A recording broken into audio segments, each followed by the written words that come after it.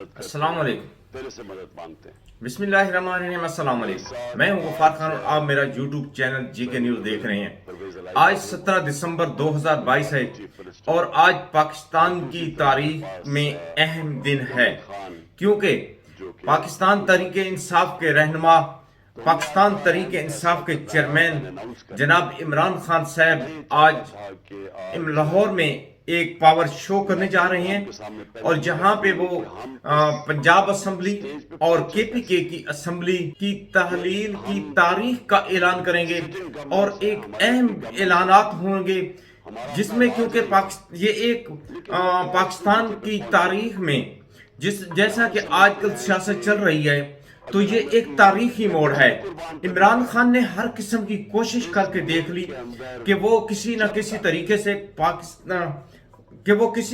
طریقے سے اس سیاسی موومنٹ کو الیکشن کی طرف لے کے جائیں، اور ان کی کوشش یہی رہی ہے اور ان کا بار بار مطالبہ یہی رہی ہے کہ صاف شفاف الیکشن چاہیے، کیونکہ صاف شفاف الیکشن ہوں گے تو پھر ہی ممکن ہے کہ پاکستان کے اندر کچھ سیاسی استحکام آ سکے گا، اور سیاسی استحکام آنے سے معاشی استحکام آئے گا، معاشی استحکام آنے سے پاکستان کے اندر خوشحالی آئے گی، اور پوری دنیا میں پاکستان کا نام روشن ہوگا۔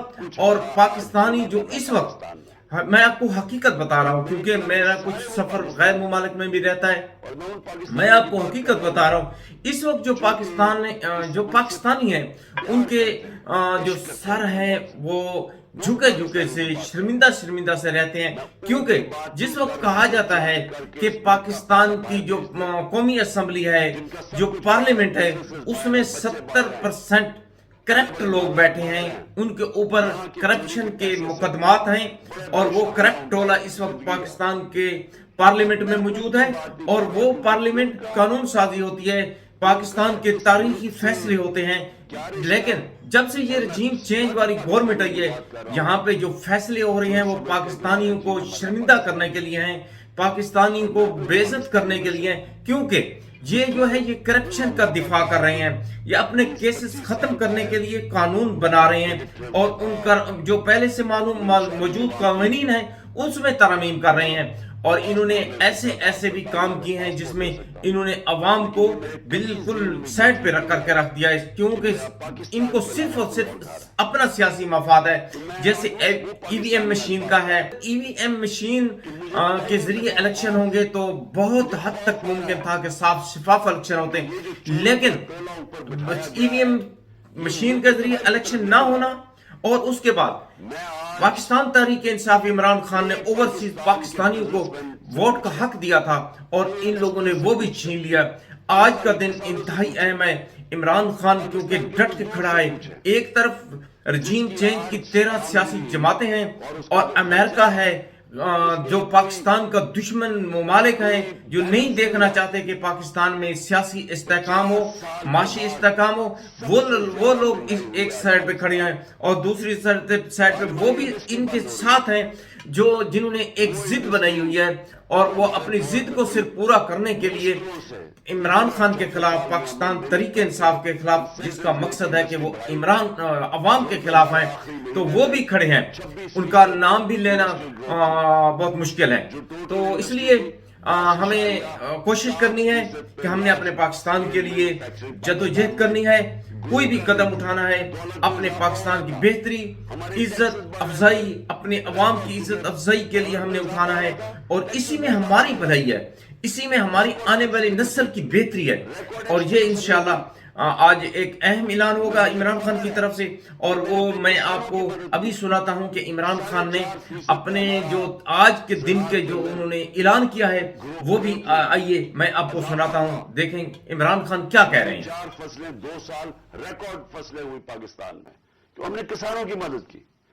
آج وہ سارا جو پاکستان وہاں لے کے جا رہے تھے، آج مجھے ایک چیز بتائیں کہ پاکستان میں کسی میں بہتری ہوئی ہے؟ آج مایوسی کا یہ عالم ہے میرے ملک میں کہ 7.5 لاکھ پاکستانی ملک چھوڑ کے چلے گئے ہیں 7 مہینے میں۔ ان میں پروفیشنلز تھے، اس ملک نے ان کے اوپر پیسہ خرچ کیا ہوا تھا. ڈاکٹرز تھے, پروفیشنلز تھے, انجینئرز تھے, اسکل ورکر, جو تنخواہ جو اسکل ورکر ہوتا ہے, 7.5 لاکھ لوگ ملک کو چھوڑ کے چلے گئے مایوسی میں. آج یہ عالم ہے.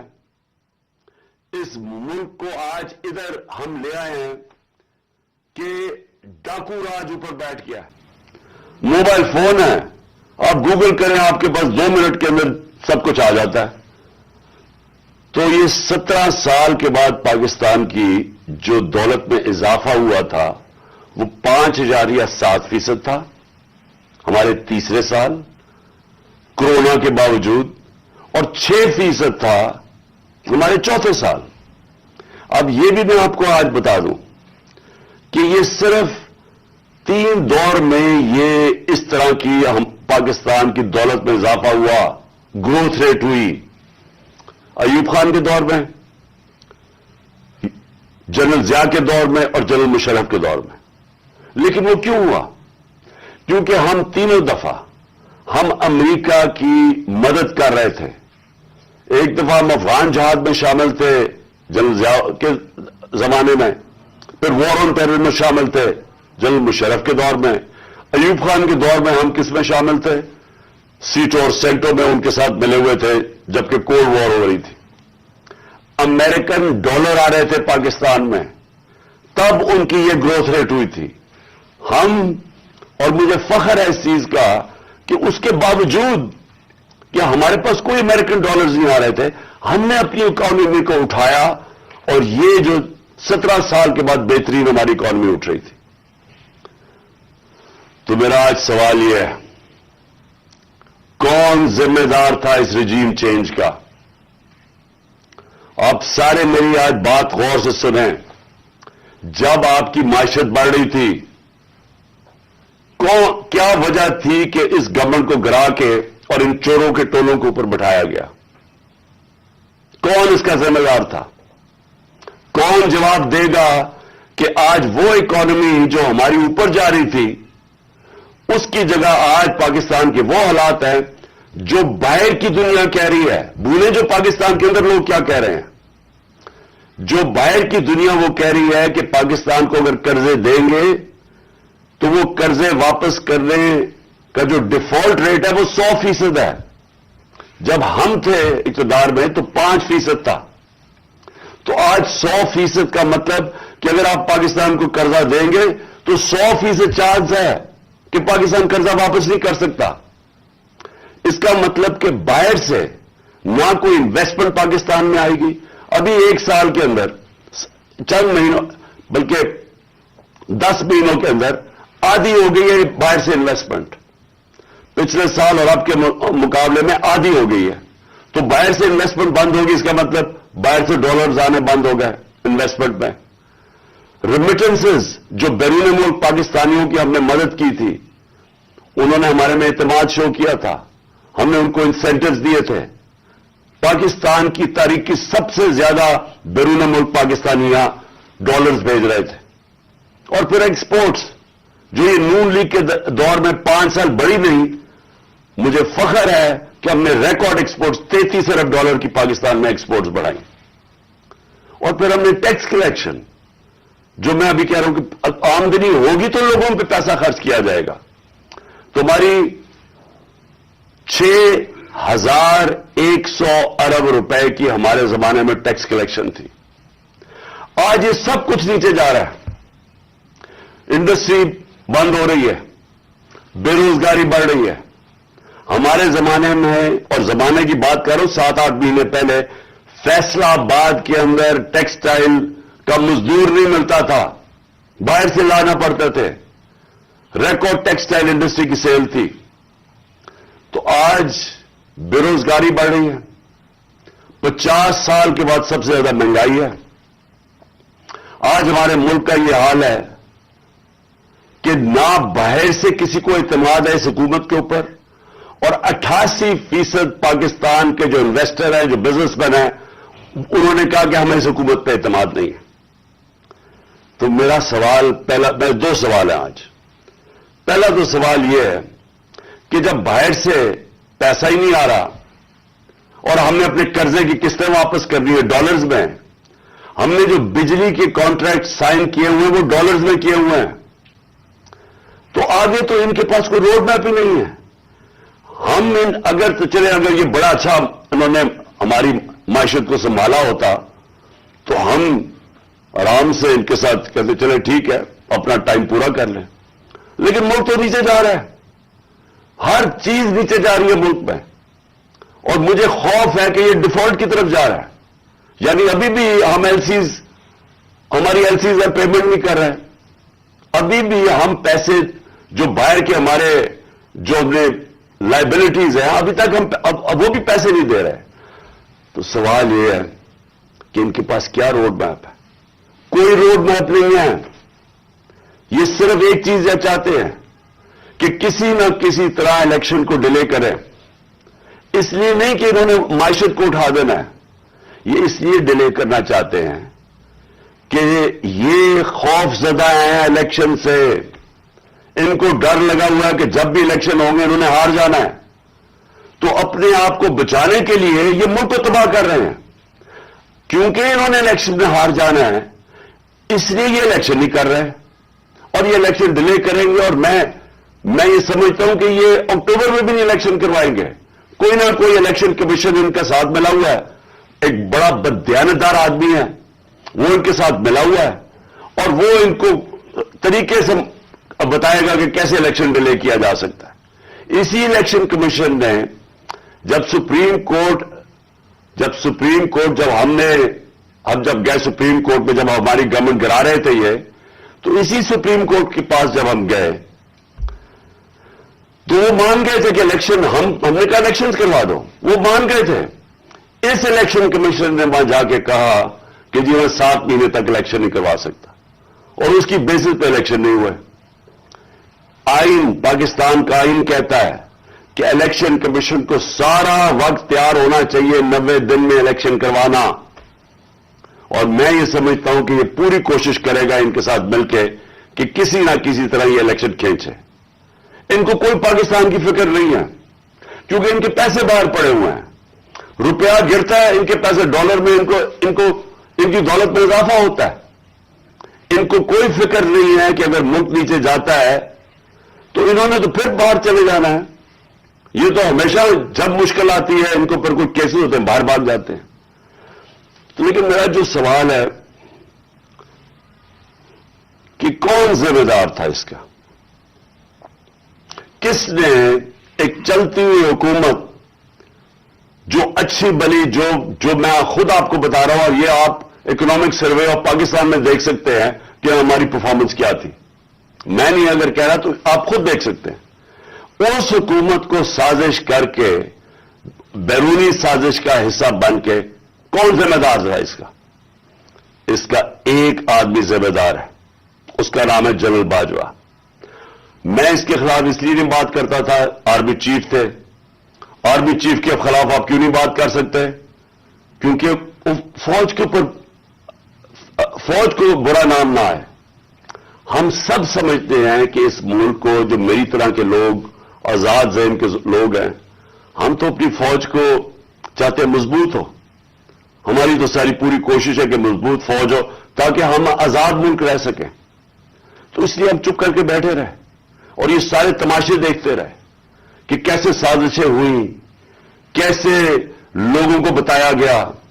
میں آپ کے سامنے ذرا ایک چھوٹی سی کلپ دکھانا چاہتا ہوں کہ اگر آپ کو کوئی شک ہے کہ ہوا کیا, تو پہلے تو الیکشن سے پہلے, ہماری حکومت گرانے سے پہلے, 4 نون لیگ کے جو بڑے نام ہیں انہوں نے کیا کہا. ان سے جب پوچھا گیا کہ جناب آپ نو کانفیڈنس موشن کامیاب ہو سکتی ہے اسٹیبلشمنٹ کے بغیر, کہ یہ جو ساری سازش ہوئی تھی اس میں ہم کسی کو اور کو نہ کہیں, ایک آدمی کے فیصلہ کرتا ہے, وہ تھا آرمی چیف اس وقت کے جنرل باجوہ. انہوں نے یہ فیصلہ کیا ہمیں ہٹانے کا. کیا وجہ تھی اس کے پیچھے؟ کیا یہ سمجھتے تھے کہ واقعی شہباز شریف اور یہ اسحاق ڈار کوئی بڑے جینیسز ہیں جو آ کے ملک کو ہمارے سے بہتر چلا لیں گے. کیا وجہ تھی کہ انہوں نے ایک سٹنگ گورنمنٹ کو گرا دیا؟ ہمارے لوگوں کو آ کے وہ جس طرح ابھی مصطفیٰ کوکر نے بتایا کہ بیپ کے ممبرز اور ایم کیو ایم کے ممبرز اور شہزان بگٹی سب کو پتا تھا کہ یہ تو جو جدھر حکم ملے گا ان کو اسٹیبلشمنٹ سے انہوں نے ادھر جانا ہے، تو ان کو ادھر جا کے بھیج دیا کہ جناب آپ جا کے ادھر چلے جائیں، اور گورنمنٹ گر گئی.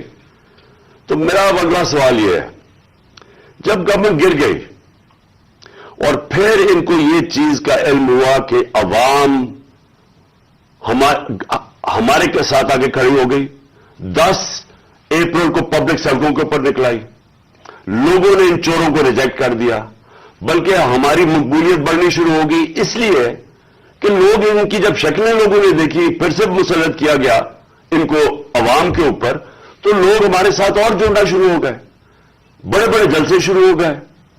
اس کے بعد الیکشن جب کروائے گئے تو الیکشن کے ریزلٹس میں اس کے باوجود کہ پوری کوشش کی گئی اسٹیٹ مشینری اس کو ان کو جتانے کے لیے، اس کے باوجود ہار گئے.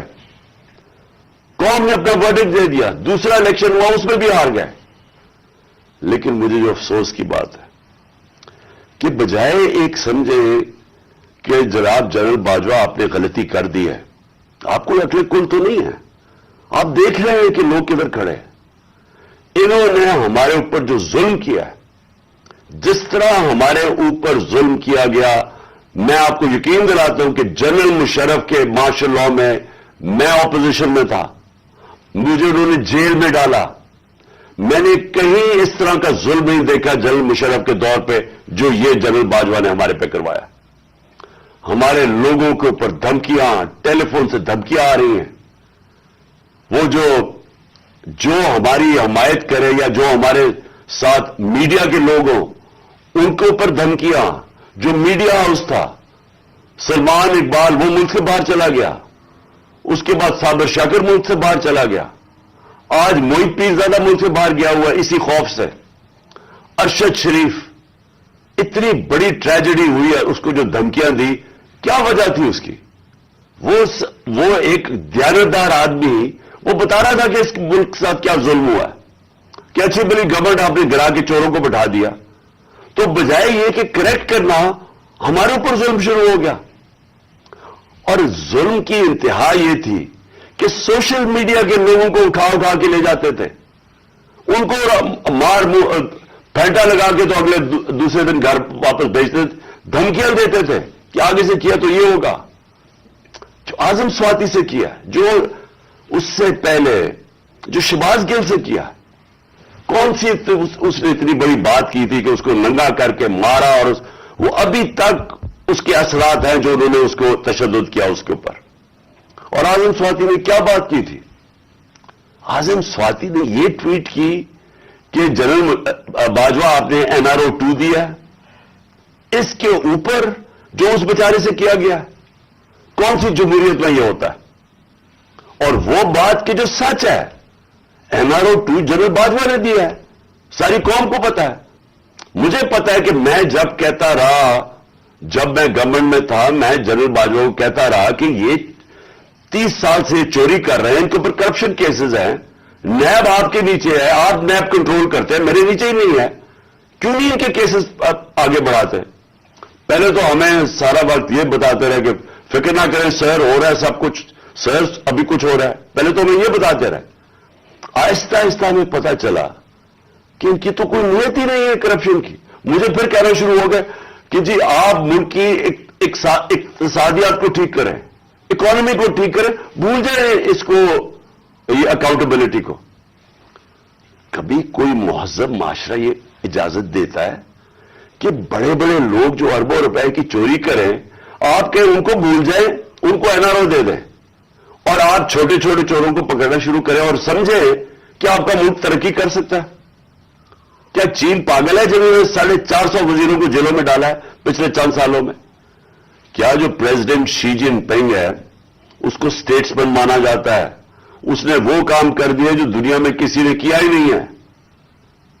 70 کروڑ لوگوں کو اس نے غربت سے نکالا ہے چائنا میں پچھلے 30 سالوں میں.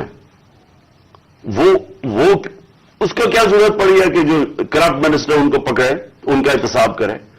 کیونکہ کوئی معاشرہ بھی کامیاب نہیں ہو سکتا جب تک رول آف لا نہیں ہوتا, جب تک انصاف نہیں ہوتا, جب تک آپ بڑے بڑے لوگوں کو, جو اصل تو نقصان ملک کو بڑے چور کرتے ہیں, آپ ان کو پکڑ نہیں رہے اور آپ کہیں گے نیچے سے یہ بیچارے چھوٹے چھوٹے لوگوں, پٹواریوں کو پکڑتے رہے.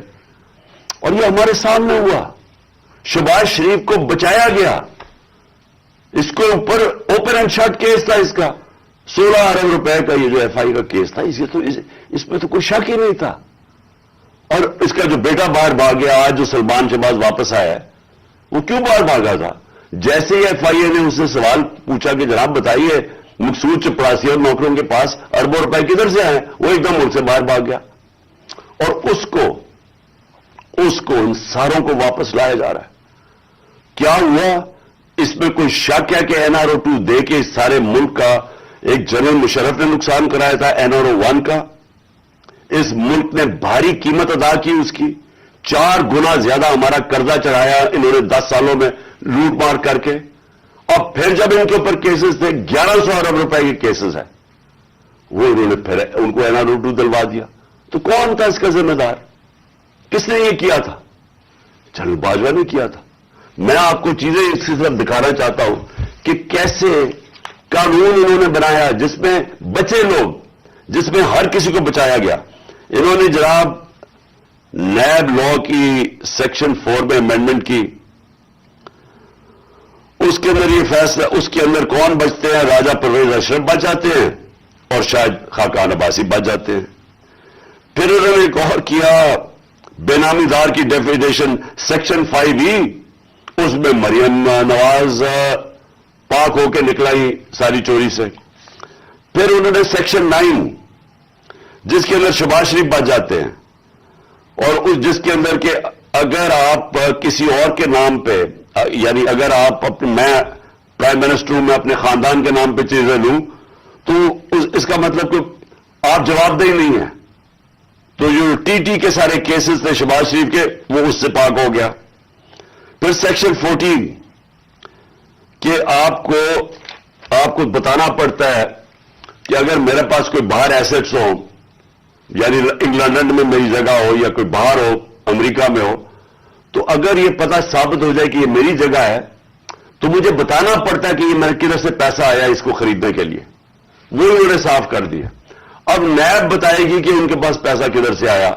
یعنی ہر دنیا کے اندر اگر میں پبلک آفس ہولڈر ہوں, یہ میری ذمہ داری ہے بتانے کے لیے کہ اگر میرا کوئی بڑا محل میں نے خریدا ہوا ہے, مجھے بتانا پڑتا ہے پیسہ کدھر سے آیا. انہوں نے وہ قانون ہی ختم کر دیا.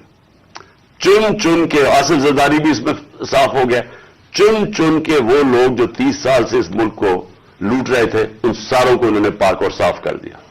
یہ اصل وجہ ہے مایوسی کی آج پاکستان میں. لوگ جنہوں نے یہ تماشا دیکھ رہے ہیں کہ ایک طرف قوم مر رہی ہے اس مہنگائی کے اندر اور فیکٹریاں بند ہو رہی ہیں, بے روزگاری کی قرضے چڑھتے جا رہے ہیں, ایک طرف یہ ہے, اور دوسری طرف یہ اربوں روپے کی ان کی کرپشن معاف ہو رہی ہے. اور یہ بہت بڑی وجہ ہے آج مایوسی کی. اور میں نے یہ جو ہمارے اوپر ظلم ہوا, میں صرف اس کے اوپر آنا چاہتا ہوں کہ مجھے ایک جگہ بتایا گیا جنرل باجوہ نے کہ جی آپ کے لوگوں کے اوپر ہمارے پاس تو فائلیں ہیں ان کی کرپشن کی, ان کے اوپر فلمیں بنی ہوئی ہیں, ان کی ویڈیوز بنی ہوئی ہیں. اب میں نے ان سے بھی کہا کہ کیا یہ ہماری ایجنسیز کا کام ہے کہ ہم ویڈیوز بنائیں اور گندی ویڈیوز بنائیں یا کسی کے اوپر کوئی اس کے اوپر فائلیں بنائیں؟ کیا یہ کام رہ گیا ہے؟ کیا یہ قوم اپنا پیٹ کاٹ کے اپنی ایجنسیز کو پالتی ہے, اپنی سیکیورٹی کے لیے پالتی ہے؟ وہ تو ملک کی سیکیورٹی کے لیے پالتی ہے. کیا یہ ان کا کام ہے آ کے بتائیں کہ جناب اس کے اوپر یہ فائل ہے تو ہم نے اس کی فلانی فائل بنائی ہوئی ہے اور ہم نے اس کے کوئی ویڈیو بنائی ہوئی ہے؟ یہ کدھر ہوتا ہے؟ یہ اپنے لوگ. اچھا, اور میں کوئی ملک کا دشمن ہوں؟ 50 سال سے قوم مجھے جانتی ہے. سارے پاکستان کے ایوارڈز میں نے جیتے ہوئے ہیں, سول ایوارڈ سب جیتے ہوئے ہیں. میں سب سے بڑا پاکستان کا وہ, یعنی جو جسے کہے کہ جو خیراتی کام کرتا ہے.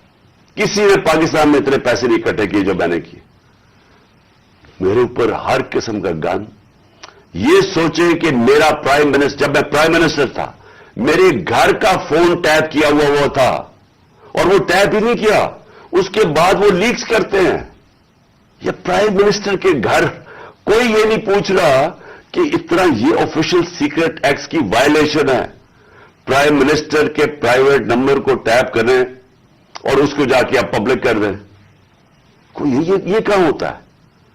اگر میں اپنے پرنسپل سیکرٹری، میں اپنے پرنسپل سیکرٹری سے بات کر رہا ہوں، وہ انہوں نے ٹیپ چلا دی، وہ کون کر رہا تھا؟ تو میں پھر سے ہی پوچھتا ہوں، ہم کوئی ملک کے دشمن ہیں کیا؟ میں کوئی پیسے لوٹ کے میرے باہر پڑے ہوئے ہیں کیا؟ میں کوئی ملک سے غداری کر رہا ہوں؟ لیکن جو ہمارے سے کیا گیا ہے، اور اعظم سواتی سے جو کیا گیا ہے، اس کی بیوی کو ویڈیو بھیج دی. یعنی اس لیول پہ نیچے گرنا تھا کہ اس کے گھر ویڈیو بھیج دی اس کی، اور یہ کہنا، یہ کہا کہ جناب، اور ڈرایا گیا کہ تمہاری فیملی سیف نہیں ہے. اور قصور اس کا یہ کہ وہ کہہ رہا ہے کہ NRO2 جنرل باجوہ نے دیا ہے. ساری بچہ قوم جانتی ہے کہ NRO2 جنرل باجوہ نے دیا ہے، NRO1 مشرف نے دیا ہے، سب کو پتا ہے. اس کے اوپر اتنی سزا، ایک سینیٹر کو، اس کو اٹھا کے، ہارٹ کا پیشنٹ ہے اعظم سواتی، اس کو کبھی وہاں بھیج رہے ہیں، کوئٹہ بھیج رہے ہیں، اس ٹھنڈ میں سندھ بھیج رہے ہیں پرائیویٹ جہاز میں. کون سا جرم کیا اس نے؟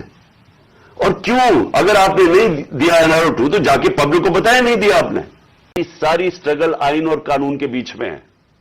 میں کبھی اس سے باہر نہیں نکلا، اور میں نے اس لیے فیصلہ کیا کہ بجائے ہم وہاں جائیں اور توڑ پھوڑ ہو اور تباہی ہو، میں نے فیصلہ یہ کیا کہ ہم جو 2 اسمبلی اب قربان کرتے ہیں، اپنی 2 اسمبلیوں کو ہم قربان کرتے ہیں اپنے ملک کے لیے، اور اس لیے کرتے ہیں کہ ان کو جب 66% پاکستان میں الیکشن ہوگا، جب ہم ان 2 اسمبلیوں سے نکلیں گے، جو میں بھی بتانے لگا ہوں کب نکلیں گے، 66% پاکستان میں الیکشن ہوگا، تو عقل تو یہ کہتی ہے کہ آپ جنرل الیکشن کروا دیں.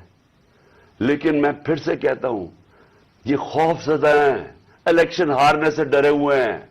ان کا کوئی پاکستان کا مقصد نہیں کہ پاکستان اوپر جا رہا ہے یا نیچے جا رہا ہے. ان کا مقصد ایک ہے، کیسے اپنا چوری کا پیسہ بچانا ہے انہوں نے، اور اس لیے یہ الیکشن نہیں کروائیں گے. اور اسی لیے ہم نے فیصلہ کیا کہ ہم الیکشن کروائیں گے. اور میں نے اپنے سارے وکیلوں سے پوچھ لیا، یہ کوشش بھی کریں گے الیکشن کمیشن کے ذریعے کہ یہ کسی طرح ڈیلے ہو جائے. آئین بالکل اجازت نہیں دیتا 90 دن کے آگے. ہم نے فیصلہ کیا ہے، اور میں بڑا شکر گزار ہوں اپنے دونوں چیف منسٹرز کا کہ انہوں نے بالکل میرے ساتھ چلے ہیں، میرا ساتھ دیا ہے. ہم نے فیصلہ یہ کیا ہے کہ ہم اگلے جمعے کو، آج ہے ہفتہ، اگلے جمعے کو ہم دونوں پختونخوا کی اسمبلی ڈیزالو کر دیں گے اور پنجاب کی اسمبلی ڈیزالو کر دیں گے، اور اس کے بعد ہم الیکشن کی تیاری کریں گے. اور اس کے بعد ہماری جو 100 غالباً 23 سیٹیں ہیں اس وقت نیشنل اسمبلی میں، ہم وہاں جا کے نیشنل اسمبلی میں جا کے اسپیکر کے سامنے ہم کھڑے ہو کے کہیں گے کہ ہمارے ریزگنیشن ایکسپٹ کرو. یہ ڈرامے نہ کرو کہ چن کے 8 جو انہوں نے پہلے ہمارے ساتھ کیا تھا، انہوں نے بجائے ہمارے باقی ریزگنیشن ایکسپٹ کرنے کے، انہوں نے 8 سیٹیں چنی. یہ جو بڑا کرپٹ، یعنی مورلی کرپٹ الیکشن کمیشن ہے، اس نے نواز شریف کے ساتھ بیٹھ کے 8 سیٹیں چنی، اور جدھر پی ڈی ایم کا ووٹ دگنا تھا ہمارے سے اس الیکشن کے اندر. اب یہ عوام دیکھیں کدھر آج ایک باشعور عوام ہے، بیداری آئی ہوئی ہے میری قوم میں. پتہ ہوتے ہوئے کہ میں نے اسمبلی میں نہیں، میں 8 سیٹوں پہ لڑا، پتہ ہوتے ہوئے کہ میں نے اسمبلی میں نہیں جانا، اس کے باوجود میری قوم نے مجھے سارے 8 کی 8 سیٹوں پہ جتایا، 7 سیٹوں پہ جتایا. اور ایک جو کراچی کے اندر سیٹ تھی، ذرا وہاں دیکھ لے، وہ الیکشن کمیشن کو وہ دھاندلی نہیں نظر آئے گی جس طرح انہوں نے پوری اسٹیٹ مشینری استعمال کی اور ووٹ باہر پھینک دیا، اور جو ہر بار استعمال کرتا ہے. تو ہم نے یہ فیصلہ کر لیا. میں اپنی قوم کو آخر میں صرف یہ کہنا چاہتا ہوں کہ دیکھیں، مایوسی گناہ ہے. آپ مایوس ہو کے گھر بیٹھ جائیں، یا آپ باہر ٹکٹ لے کے کسی اور ملک میں چلے جائیں اور کوئی نوکری مل جائے، یہ میری نظر میں یہ ایک انسان اپنی جو ڈیوٹی ہے معاشرے کو، اس سے بھاگتا ہے. اصل آپ سب کی ڈیوٹی یہ ہے کہ ہم اب کھڑے ہوں اور ہم ان چوروں کا اور اس کرپٹ نظام کا مقابلہ کریں، اور ہم کریں الیکشن کے ذریعے، اور الیکشن کے ذریعے ان کو سبق سکھائیں آئین اور قانون کے بیچ میں رہتے ہوئے۔ میں نہیں چاہتا کہ یہ سری لنکا جیسا سچویشن ہو کہ لوگ سڑکوں کے اوپر آ جائیں اور توڑ پھوڑ ہو۔ میں چاہتا ہوں کہ ہم الیکشن کے ذریعے ان کو شکست دیں، اور ان کو ایسی شکست دیں کہ یہ ہمیشہ کے لیے ان چوروں کا نام و نشان یہاں سے چلا جائے۔